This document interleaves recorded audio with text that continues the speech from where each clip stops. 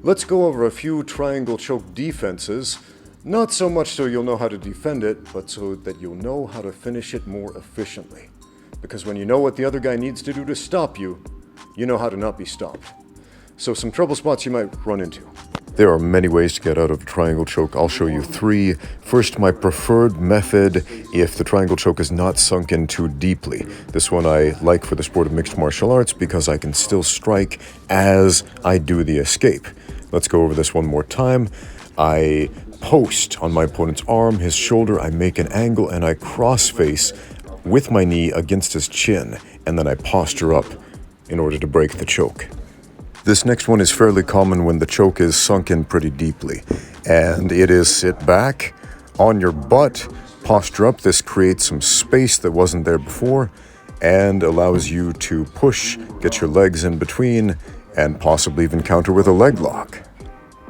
This next one is a very common triangle choke escape, even for relatively untrained people. The Squish Pass. True to the name, you squash, you crush, you put all your weight on. A lot of big guys like this triangle choke escape because, well, it works pretty well if you're a bigger, stronger guy.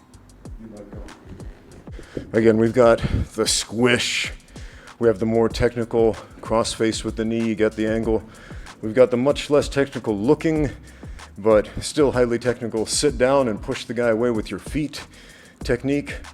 All 3 of these can shut down the triangle choke. How do we stop them? Well, stop the legs. If you can control the legs, you can avoid all of those. Oh man, I almost forgot. This one is super important for MMA. The slam. The slam is serious business. If you can deadlift your opponent's weight, you can slam him when he's attempting to submit you from the guard, or when he's simply pulled guard on you. Slams have knocked out a lot of fighters and won a lot of fights.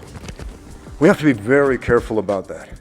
A lot of fights have ended via knockout by slam when a jiu-jitsu artist was attempting a submission from the bottom and getting pretty close to pulling it off. Right? You've probably seen Rampage Jackson do that. You saw Matt Hughes do it.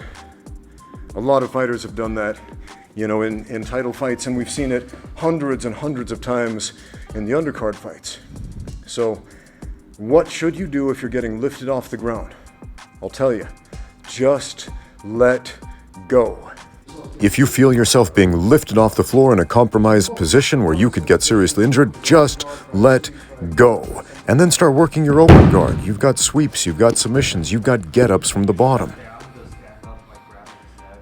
Yes, you can. So Xiao just asked, can you stop the stand-up by grabbing the legs? Yes, you can. Let's go over that. So, I got my triangle. He's trying to stand. As soon as a foot is here, grab it. It is much easier and much safer to finish a triangle when you're on top than when a guy is on top of you. If there's no weight on top of you, bonus. It's going to be much easier and much higher percentage to finish in that position than with somebody's weight on top of you. If the weight is on top, even if the triangle is locked up, they can still stack.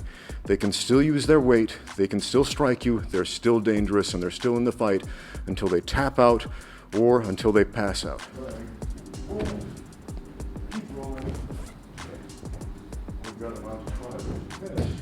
This has been another edition of All the Triangle Chokes with Ramsey Dewey and Michael.